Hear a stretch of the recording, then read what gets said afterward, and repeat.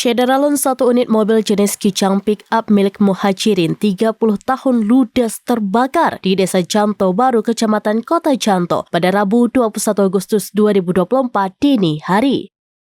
Akibat peristiwa tersebut, korban Muhajirin dan temannya Hendra 42 tahun mengalami luka bakar di bagian tangan dan badan. Keduanya terpaksa dilarikan ke pusat kesehatan terdekat untuk menjalani perawatan. Kalaksa Badan Penanggulangan Bencana Daerah atau BPBD Aceh Besar Ridwan Jamil mengatakan mobil pengangkut barang jenis Kijang pick-up itu terbakar sekitar pukul 00.10 waktu Indonesia bagian Barat dini hari. Di mana ia mengatakan menurut keterangan pada saat itu, tiba-tiba terlihat percikan api yang keluar dari bagian mesin mobil.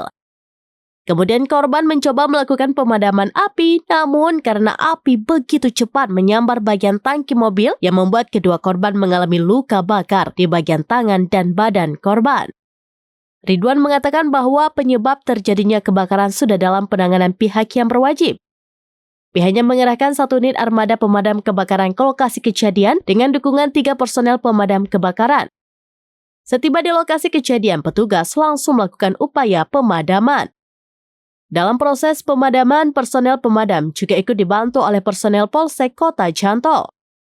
Ia menjelaskan bahwa usaha pemadaman dan proses pendinginan baru dapat diselesaikan oleh petugas pada pukul 1.30 waktu Indonesia bagian Barat.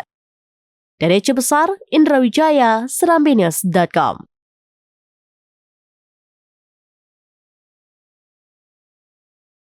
Download Tribun X sekarang. Menghadirkan lokal menjadi Indonesia.